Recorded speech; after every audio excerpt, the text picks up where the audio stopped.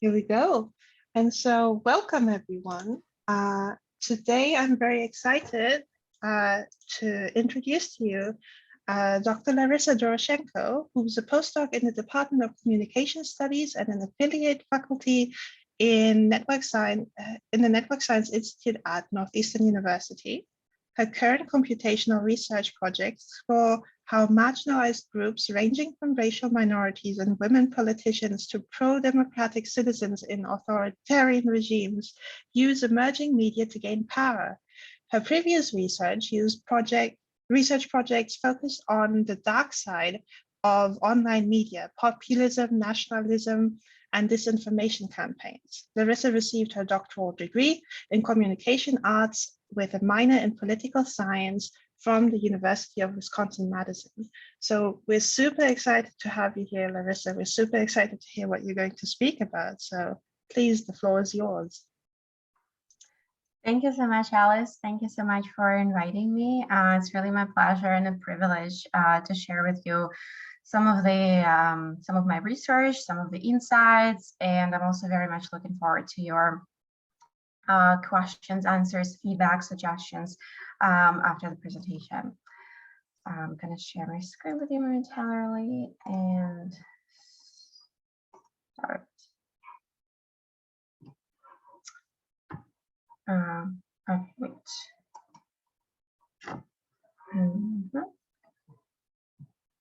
So if I make it small, so we're currently seeing the PowerPoint.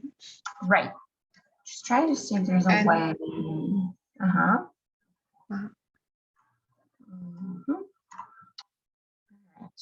Okay.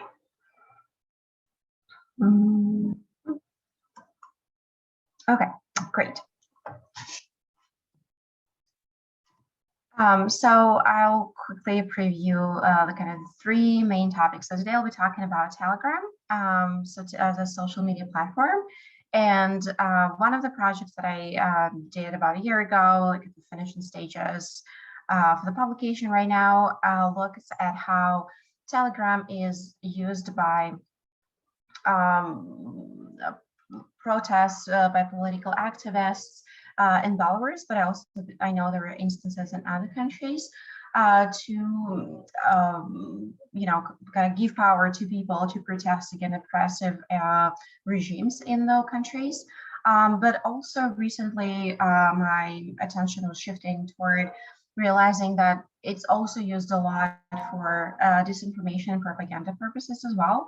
So it's everything pretty much, right? But the internet in general, the social media can be used for good and for bad. And today we'll just quickly talk about instances where it can be used for good, for bad, and again, looking forward to your ideas because the disinformation part is still very much raw in the process. So first, I'll talk about the Telegram as a social media platform. I'm not sure how many of you are familiar with this tool, so I just quickly introduce it to make sure everyone has an idea and understanding of it.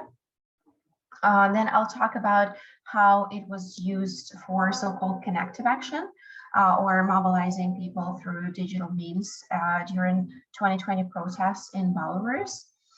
And then I will also sketch out some ideas of how Telegram is used for disinformation campaigns both in the US and Europe, currently with the war in Ukraine, and how we can potentially study it as well.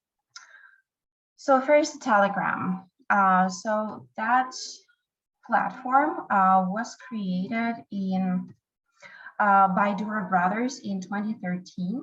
So those are the same group of entrepreneurs, computer scientists who created Russian version of Facebook, VK, short for Connective or In Contact, way back in like beginning of 2000s, but they abandoned it because of like increasing pressure from Russian authorities. So they withdrew from the project in 2014. Left the country, and pretty much at the same time launched this new social media platform. It is cloud-based instant messenger, and it used, at least when you use it for the voice or video call, and it uses end-to-end encryption, and it also has an optional encrypted secret chats. So they're not the chats that you can create by default, but it is possible to create the encrypted one as well. It also can work, it also doesn't sell users' data, or at least claim it doesn't do so. And this, kind of claim, at least, so far, I'm not aware of any reports of Telegram doing that. And in the light of WhatsApp kind of saying that they will now give information about the users to Facebook, because Facebook technically owns WhatsApp. So that all created this tensions for users who were using WhatsApp before, and looking for alternatives, and switching to Telegram is one of those alternatives. It's also convenient that Telegram can work without internet. So it can use also the Bluetooth and Wi-Fi direct-based network functionalities in the phone. So the abilities of the phones to connect to, to each other, to other devices, and broadcast information to these nearby devices. So imagine in a situation where internet is shut down, or it's hard to get the signal because of the amount of people crowded in specific areas. So either thinking about music festivals or protests where the internet can be deliberately shut down. It's very useful for people to use in these situations. And it is also very VPN friendly. So even though Russia was trying to shut down Telegram, I think following this 2013, and then gaining popularity, they were not able to do that just because people were successfully using VPN, and they eventually abandoned this idea of prohibiting it. And as I would tell later a little bit, they started using it to its advantage now. It's also known for its okay, so yeah, great question from Alice. So it's not text only. No, it's a full-blown function instant messenger. So very similar to WhatsApp. You can send videos, text, pictures. It has a lot of stickers and so on and so forth. So it's pretty functional, full-blown instant messenger, on par with other instant messengers existing out there. It also is known for this laissez-faire, very laid-back moderation practices, which, as I would again allude later, made it also very appealing not for the protesters, but also for groups that might experience more moderation on other social media platforms, such as any hatred groups or any extreme groups. All right. Telegram has been gaining popularity since its launch in late 2013, beginning of 2014, up to these days. So in fact, approximately it showed a growth of 40% each year. During the last 4 years, it gained over 350 million users. So right now, the data that I was trying to find, the most recent one was somehow for the beginning of 2021, it was the most downloaded app at that time. And by July of 21, it amassed 550 million users, and it was ranked worldwide as a number 10 social media platform. It claims to have about 55 million daily users these days, and as of current ratings, like I double checked it, it's number 1 social media application in Russia, Germany, Brazil, and Malaysia, and number 2 social media app in the US, UK, Netherlands, and India right now. So definitely gaining ground, gaining traction. And I also was trying to look at the geographical breakdown, where it's the most popular. So you see that, so that was in November 2021. I imagine Russia would change the color from WhatsApp to Telegram fairly by now, probably, if it hasn't changed, if looked yet. I think it probably did. You also see that it's popular in Belarus, also the country I'll be talking about in the one case study, in Kazakhstan and neighboring countries, in Georgia, Venezuela as well, and I think it's Vietnam down here. So in Russia, after I think WhatsApp is still working, but Facebook and Instagram, after the ban from Roskomnadzor, this regulating body, you need to use VPN to access this website. So a lot of, like I saw a lot of bloggers, a lot of people who were present on Instagram, for example, they were switching to Telegram rapidly in March last month. And it's claimed that almost half of all internet users in Russia have Telegram. It was also popular in Iran, at least before 2018, when the authorities tried to ban it. Again, you can still use VPN, and it was also used in this country to coordinate protests against the government. It's gaining traction in India these days, as I mentioned, Indonesia. In the US, there are not as many people who are using Telegram, but I'll speak later what specific demographics are using it, and that's quite disturbing. And in Hong Kong in 2019 and later, Telegram was used to organize protests against mainland China. And currently, I don't know much, but if you have any insights, I'll be all ears to hear about it. I know that it's used in India right now to protest against the Citizenship Amendment Act, which, don't ask me, I don't know much about. It's not my area of expertise, but again, it's just showing, given the evidence of how popular this platform gets, and for this, especially for this grassroots self-organization purposes.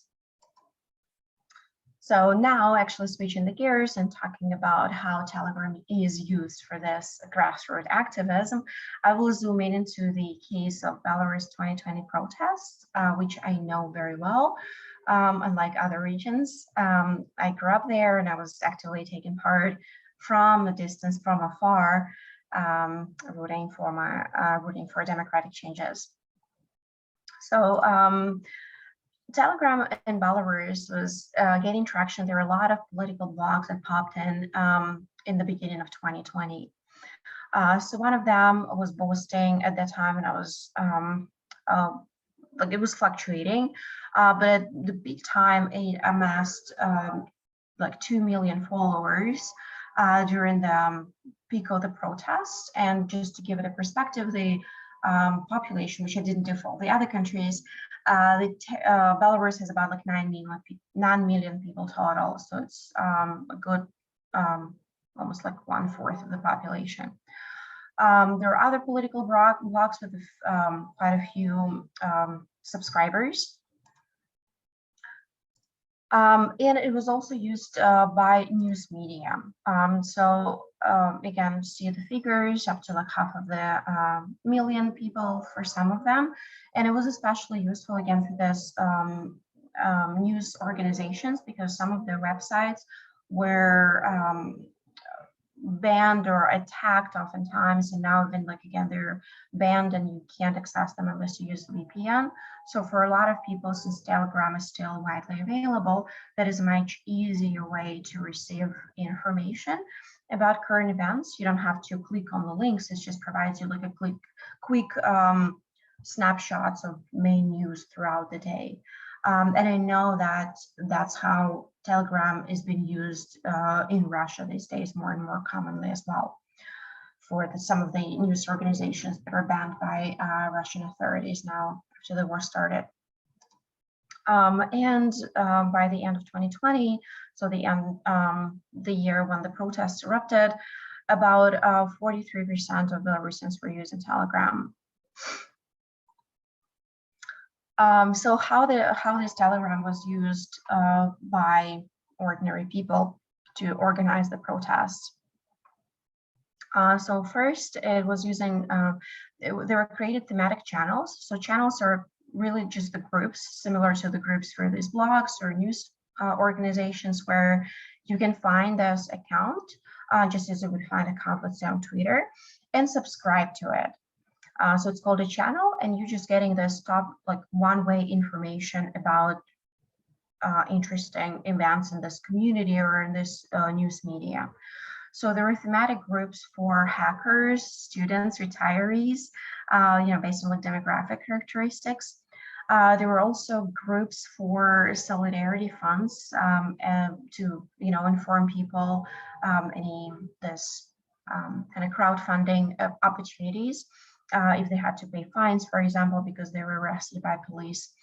And there are also some of the strike committees at the factories that were using Telegram for its functionality. So to, again, communicate with the people on place, like at the factories. And it even created, there were some channels, the Telegram channels for like to create databases for law violations. And ironically, the law violators in this case, for most of the time, police who were, again, just kind of like, documenting police brutality and also trying to identify these policemen, or the judges who were giving absurd sentences to people protesting, and again, kind of documenting it, but also trying to identify who they are, where they live, and so on and so forth. So there are also local chats and communities. So chats, unlike channels, allow all the people within who sign up for this chat to message each other. So it's a more like a two-way communication where you can actively send messages as well, not just receive them. And those local chats and communities were used to organize neighborhood concerts, to kind of like support these protest activities locally. They were also used to coordinate some festivals and celebrations in the communities. Some of them were even organizing certain landscaping activities, like if you're cleaning something or creating like new child areas for like playgrounds. And obviously protest planning as well. So if we are joining today the march in the city, each community would have its own kind of organization, so they all can join this large march together. And you might ask, like, how effective it was, how effective these channels and chats were. So from the perspective of authorities, they perceive them pretty powerful and scary, to an extent that they recognize, like every day pretty much up until this day, so it's been like almost 2 years now, pretty much no day goes by without them proclaiming that one of the chats is recognized as extremist. And they were also persecuting the chat's administrators. So as any like chat, any like public place, you would have certain moderators, administrators who create this group. So they were going after people who created those local chats. And these days, for example, if you're subscribed or if you send certain messages from the Telegram chats or channels that are considered extremist, people get like real, time in prison, like 15 days, 30 days, 25 days, and so on. And I'm a big proponent of kind of combining this captivation with like certain phenomenon, certain events that are happening in the social media platforms, but also not just using the data for the sake of the data, but trying to see how we can also enrich and better understand it from the theoretical perspective. And to better understand this protest and self-organization in Belarus with the use of Telegram, I was adopting this idea of connective action logic. So that was the theory that has been developed by political scientists, but really political communication scholars in 2013. That's the seminal book. There were previous works published a bit earlier. And the main idea is before we organize people for collective action, meaning that we had to have organizations that would mobilize people through the membership, through incentives to take action in this common effort. These days, the collective is replaced by connectivity, meaning that the way that people are connected with each other with digital means help to replace these rigid organizations and help to mobilize people without necessarily providing them direct incentives such as, I don't know, t-shirt or token of appreciation or any other type of incentives that were existing before. And in terms of connective and the other idea behind this connective action was the network power signature. So the idea of so what type of the network do we see? How this network is structured? Does it follow the clear power law distribution, or do we have actually smaller communities or like smaller hubs that also have their power to organize people? So is it not just a top-down communication, but do we also see layers of local organization and activity that can decide for themselves what to do, not just listen to this main hub? So in terms of the action networks that exist for the connective action, we see the organizationally brokered. So they create like this kind of three-type typology. So organizationally brokered would be the ones that are organized by a certain entity. Organizationally enabled would be the ones that are still organized by someone, by institution or group of people, but they give enough there is enough top-down communication to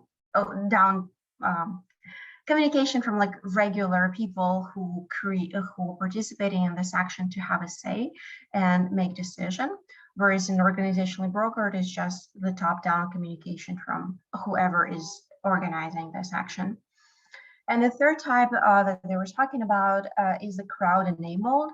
So that would be where there's no clear centralized structure, and it's the people who decide, who are sharing certain grievances, who coordinate and all have a say essentially of how to organize this action. So one of the quintessential examples used in this textbook, in this book, for the crowd-enabled was the Occupy Wall Street protests and how they erupted in the US and then also in Europe afterwards. And for the network power signature, they're talking about three types, such as a power law, which is we all know very well, so I'm not going to spend too much time on that. The moderate, so it's when this slope is not too steep with the power law distribution, so there is still a little bit of nodes or influential accounts, if we're talking about social media, who also kind of equally share the power, or it's not just one group or like one account that shares and everyone does not have a say in this power law. And the dispersed, that means that it's like sort of this network of network structure where we see the, like kind of layers of interconnected networks rather than just a centralized single network. And the research questions that were guiding this project were, first of all, what type of action network and network power signature do we see during this protests, kind of adopting this theoretical perspective? And also, how does the network structure of this local Telegram chats might facilitate the pro-democratic movement? So to answer these questions, I first looked at the public local Telegram chats. So the chats, again, those are the functionality that enables everyone to message each other and to talk about issues. And there was a whole website with a map of chats across the entire country. So it was very convenient to scrape this data. And I use a Telegram API, which has its quirks, and I'm happy to talk about them, to collect information of like unique user IDs in each chat. I'm also happy to discuss the anonymization part of it, but I was really just interested in the user IDs because they're unique, and even though users might change their names, it would still be the same ID over from chat to chat. And in the end, I used the bipartite network analysis to see how these chats are interconnected with each other by the users who are members of various chats. So results. So here is the network just looking at the capital city of Minsk and Minsk region. I do have the data for the entire country, and I need to create this larger graph. It did crash my computer and I haven't gone back to it yet because I need a more powerful machine for this. So in Belarus overall, there were almost 500,000 users across almost 800 chats. And in Minsk and Minsk region, it was a bit more manageable with 440 chats and about 240,000 users across them. We obviously see the high centrality in betweenness for a lot of like larger groups here. So they mostly correspond to city districts, such as, let's say, this Frunzinsky or Moskovsky. Yes, it's Moscow because Soviet Union, former Soviet Union, Zavodskoy here. And they're also satellite towns. So it's very interesting how they're specific kind of here in the periphery. I don't know if you can use certain.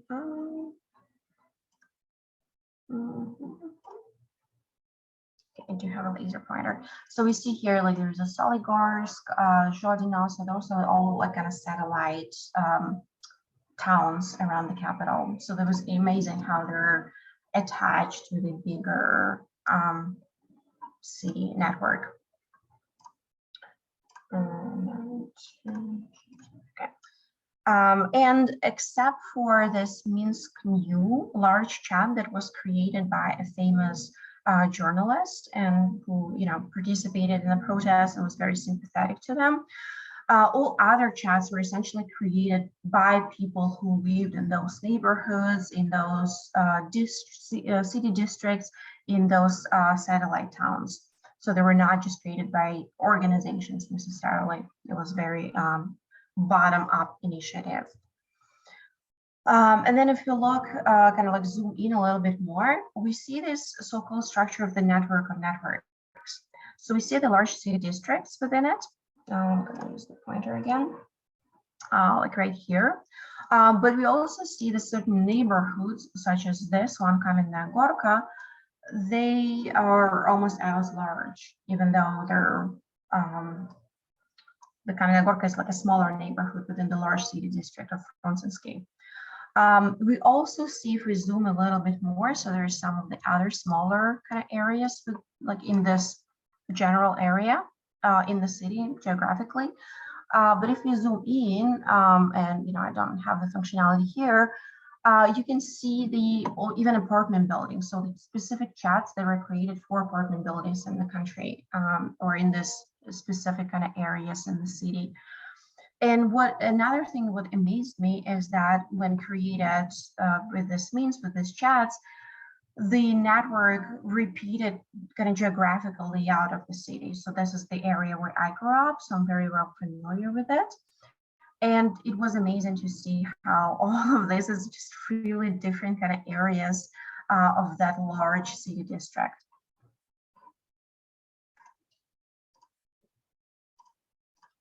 And another interesting part is that those areas in the city who were the most active by organizing various, like this, as I said, concerts, activities, festivals. They're also more central in that network. And also had more activities as reported by various political telegram blogs or news channels. So now, if we also zoom a little bit more, interesting kind of maybe counterintuitive part here was that unlike everything else that really largely made sense, even with the satellite cities, of how the geography of the city and the region plays out, this specific neighborhood, Newborn 98, so like it was a New Baravaya, Nova Baravaya. It was very peculiar how it was very close to the center, yet in geographical realm, it's actually more on the outskirts. It should be somewhere here. And it was also amazing how central and large it was. So I started like digging more a little bit into it because it was a very kind of unusual part. And what I found is that when authorities were trying to disrupt this protest activities, in the city, they were actually failing miserably and creating even better and more robust network structure. So specifically, I'm talking about an instance where in this Nova Baravaya neighborhood that was just right here. So that was that central NB, that Newborn 98, that neighborhood. So it was very active. And at some point, it was end of November, authorities decided to turn off any, well, they said it was something was broken, which, you know, there was later investigation. It was kind of pointed out that it was made purposefully. So they cut it off from any water supply. So in the neighborhood, they didn't have any water, didn't have any heating because it was water-based, and they put these portable potties that were, you know, kind of interestingly colored in, painted in the colors of the protest flag that was used. So it was really a kind of message of, okay, if you're going to protest like that, if you're going to be creating this disrupting order of the city, of our power, there are going to be consequences. And what happened is that there was created this chat of people and be help to help that neighborhood. So people from all over Minsk were joining it and really inviting people to get some water or bring some water to the neighborhood from other areas, inviting people to take a shower, inviting people to like for dinners or breakfast, and so they can get some food. And created essentially, if you look at the network, a new hub, and brought this chat within the network structure closer to the center and made it even more popular. So the connective action logic, I argue, is really showing this more dispersed power signature. Even though we see centralized hubs, we also see that certain communities or certain neighborhoods can get as much power as this kind of city districts. And if we zoom even more, we see that there are also smaller communities and smaller chats that are created to organize this grassroots protests within this smaller neighborhoods or even separate apartment buildings. And we also see that the connectivity to all other chats, it really sustains and facilitates this pro-democratic movement. So even though when you try to cut off one of those channels, let's say if you try to like shut down one of them, there are all the other connected chats that would be able to adopt and take over essentially of the chat that was artificially shut down, let's say. And then the other part of the project that I'm still working on is also looking at the formal measures of local activity, trying to better kind of have the more robust measure of it, just my personal kind of understanding, and also looking at the network analysis and development over time. So it's been a year now, and looking how with the more suppressed protests, do we still see the same telegram structure that is available, yet maybe not as active. And now, since we looked at this example of grassroots protest and how Telegram can be used actually to resist this very oppressive regimes, there is also the other side of this double-edged sword, and specifically spread of disinformation. So I'll look at several examples, sketch some ideas, but that's pretty much very raw, and I'm still trying to understand how it can be better used for analysis and for network analysis specifically. In the US, there were the right-wing extremists and nationalists that adopted Telegram recently, especially after they were banned from traditional social media platforms such as Twitter, Facebook. And so specifically it became popular among such hate groups such as Base, Proud Boys, QAnon, MAGA, and so on and so forth. So that was one of the reports published in medium.com. They used political blogs on Telegram and organized them by communities in the network analysis. So we see, not surprisingly probably, that's where Donald Trump went. It's not on Twitter, it's on Telegram these days. We also see accounts of Trump Jr. There's some fringe of more like leftist Telegram accounts supporting BLM protests and also United Anarchists. But we also see more of the kind of far right here with the White Lives Matter, over COVID vaccine victims, COVID 1984, definitely allusion to Orwell, and just, this MAGA revolution and so on. So again, kind of very alarming, I would say, exodus. And again, with this laissez-faire approach to moderation, Telegram is not going to shut down those groups and chats and accounts. Speaking to that, I know that U.S. House of Representatives, the committee that investigates the United States Capitol attack, my apologies for not capitalizing the S, now I'm saying it, they were requesting Telegram to provide the data and information to better investigate the case, saying, again, confirming that it was probably used to organize this protest, just as it was in Belarus, but in this case for taking over power, not necessarily freeing the people.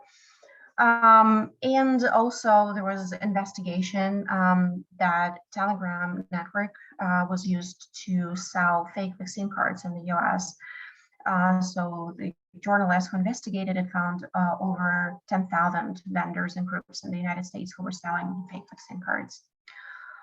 In the UK, it was also used for this TR news network that was also prohibited from major social media network platforms in the country, but it found a safe haven in Telegram. And similarly in Ireland, apparently, I don't know again much about it, it was just more me reading information on it. But in Ireland, there are over 60,000 far-right groups now on Telegram. Now, zooming into the ongoing war in Ukraine, what I found as I was, again, kind of talking to my friends in the country, following the news, is that adopting kind of maybe this similar idea of various demographics, various groups, we see that Russian propaganda started creating this channels for Russian-speaking audiences abroad. So there is a separate group of Telegram channel for Russian speakers in Poland to promote, again, kind of Russia's take on the war in the Balkan countries. Like, you can see how many subscribers each group has. There's one in Scandinavia, in Turkey, one in Latin America with also like substantial 25,000 subscribers, one in the United States, one specifically for France, for China, and one for Brussels, I guess, because there is a NATO headquarter and the European Union headquarter as well. And for the English-speaking audiences, again, it's harder to detect them. And I'm sure I don't have all of the groups for Russian speakers, but there are also quite a lot of these accounts that were from far-right and like nationalist groups here in the U.S. that were pushing this pro-Russian agendas on Telegram and kind of Russian propaganda take on the war. So this one with like almost 45,000 subscribers were kind of rooting for Russia from the beginning of the war. This account of I forgot exactly, like some politician, far-right activist. So he's, among other messages, also spreading information from like a conspiracy Canadian websites. They're saying that, well, supporting again Russian versions of that was Ukrainians bombing themselves, and Ukrainians in this case are, you know, using this theater in Mariupol that was destroyed. They were saying that it was Ukrainian army used civilians to like decoy, like protect themselves from being destroyed in this case. So again, very similar to what we see from Russian propaganda websites, just being kind of pushed for English-speaking audiences and US audiences specifically. But you know, just not so. It's not just one way. It's not only right side. It also saw there were some fringe groups also on the far left side of the political spectrum. So one of the groups, United Anarchists, is showing that while your enemy is not in Russia, and we should not be distracted by war in Ukraine because it's not important. Should pay attention to struggles at home. Or also kind of this very like anti-American or kind of like, okay, whataboutism.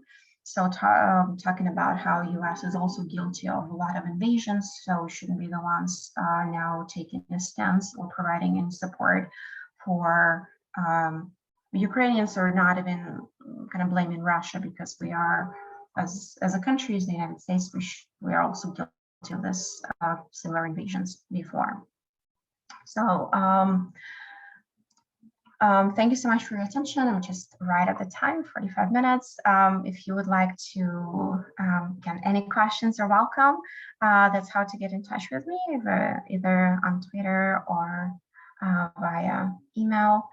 And I'm looking forward to your questions.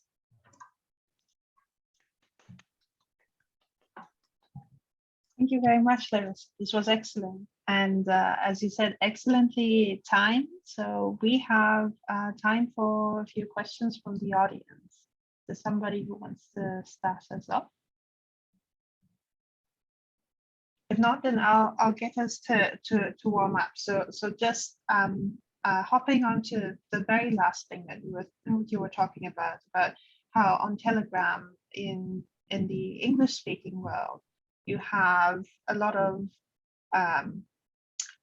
people voicing pro-Russian opinions, and you have people both who might belong to the right as well as to the left political spectrum, but kind of a lot of people, like the majority, steering towards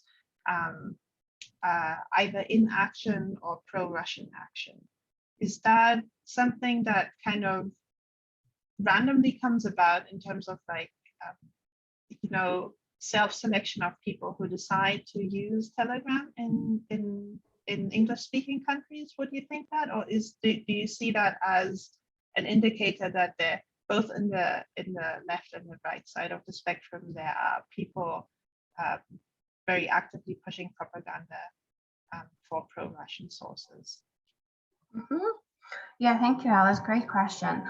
So I think it is a bit of a it seems like it is a self-selection, but self-selection not necessarily from the perspective of like taking either of the positions, but rather this availability or this appeal of less regulation on that on Telegram, which I think is really, I mean, I think the functionality could be on Telegram is better than, let's say, on some of the platforms like 4chan or 8chan and whatnot.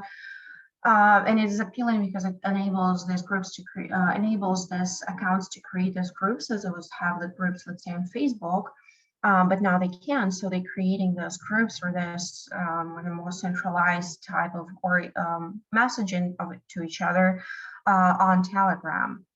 And so I think it's more of like the groups that are more on the fringes of the ideological spectrum. So we see more of it, at least from this recent analysis conducted by other scholars and for Medium. So they're more on the right side than on the left side. But definitely, I think the appeal of less regulation, they're not selling, at least they say that the user's data, ability to have less of the censorship, definitely appeals to these groups. So I think people who are looking for something like that they're just flocking to this alternative social media spaces. And I think in the US, there's a lot of grievances among far-right groups that they weren't been pushed out and through moderation on major social media platforms. So it's just more natural, I guess, for them to look for alternatives. And I know that Parler was one of them. So definitely Telegram is also embraced as one of those freer spaces for them.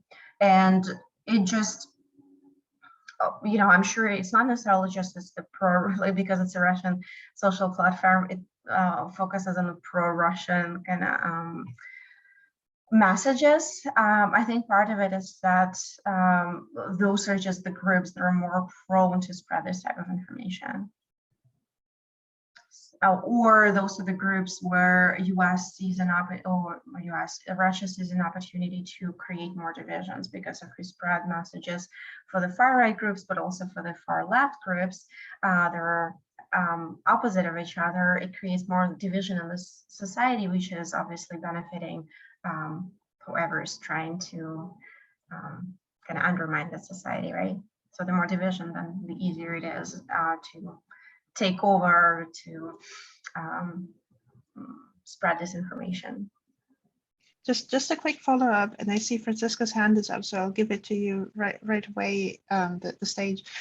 So Telegram is a Russian company with its headquarters in Russia? No, the headquarters are in Dubai, but it's a kind of Russian base, so that's where the popularity is. Right. That's really the most popular. So so in Belarus is one of the most popular messengers. Similarly in Ukraine, it's also gaining a lot of popularity in Russia itself. So it's kind of like that's where it started to grow. But then now we see more and more of adoption in other parts of the world as well. Okay, thanks. So Francisca, do you want to ask your question? Yes, thank you. Actually, it was super related with the last thing. So I was wondering if you, which kind of, because all these companies, they are in one place, and for them is that they are taking into account some rules or some frame or ethical issues from that country. So I was wondering about that it would be the case of Dubai, for example. So they are taking into account that kind of frame, like in a law kind of sense.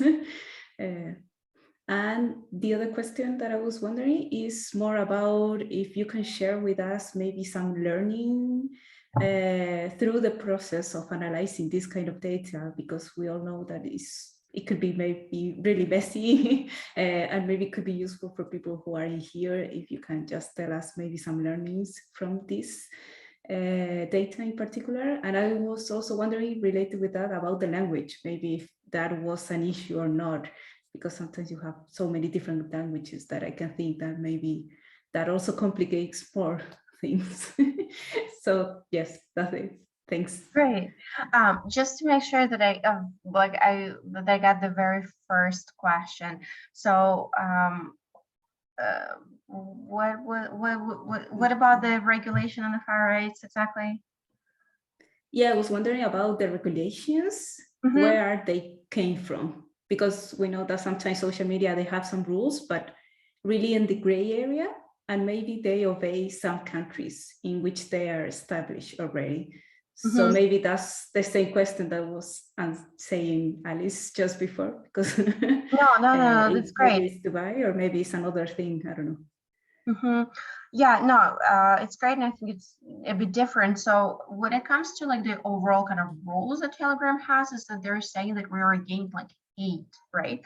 So any hate speech will be kind of banned, but that's very like vaguely defined. And I know there were some instances where Telegram would close some of the groups, but there was like very, very few, and it's not very clear. I don't think they have, first thing, I don't think they have a very large group of people working on it. So as far as I know, they have about like, I don't know, maybe 50 people who are like working on this, like, on platform like hands-on. It has a lot of availability to create bots that would serve your own purpose. Like if you want to sell something, let's say on Telegram, you can just create your own bot and connect it to the kind of payment system, such as a Stripe, for example, a PayPal, and it would just, work, right? So you just create your own kind of bot to do all of this kind of selling activity, hence this vaccine card network that's spread out so quickly. But in terms of the like real people who like work for it, like let's say like in Google or Twitter, it's fairly small. And I don't think they have capacity to actually moderate it very closely. And unless, maybe something happens really, they're not closing none of these groups. So the government, for example, can say that we're going to ban Telegram as a platform, as it happened in Iran. So we're not going to give access to people who are trying to access it from this specific country with the IP address. But it doesn't mean that you cannot use VPN. And I said that it was very successfully used in many countries, and so it's not really a problem. Unless you're caught using it by authorities, and that's a different story, of course.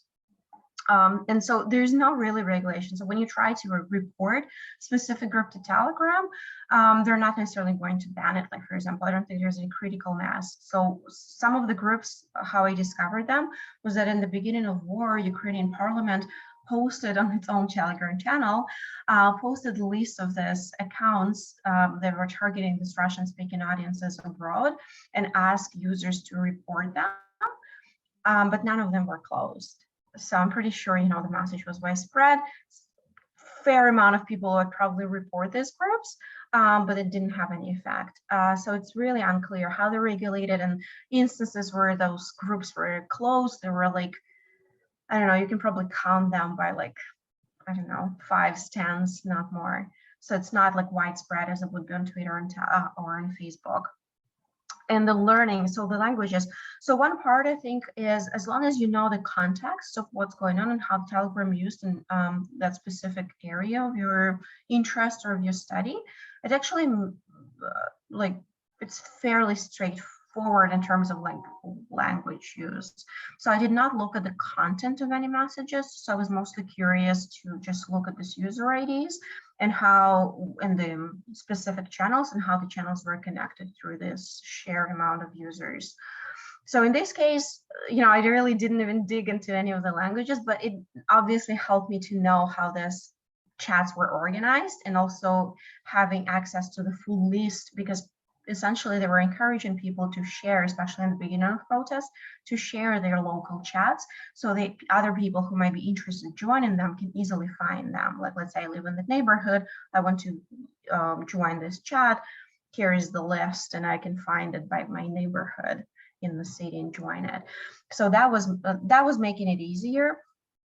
And the API, like, I'm happy to share the code. It was a little bit of a trial and error, trying to understand how it works. There was not a very clear guidelines, or very clear instructions of how to scrape the data.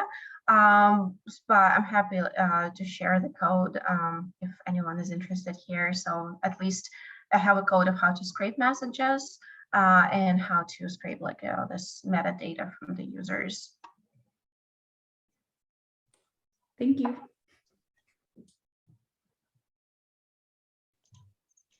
And so with this, we're almost at the hour, so we can have a last minute jump in if anybody wants to. But if not, I would like to thank Larissa again for this very insightful talk.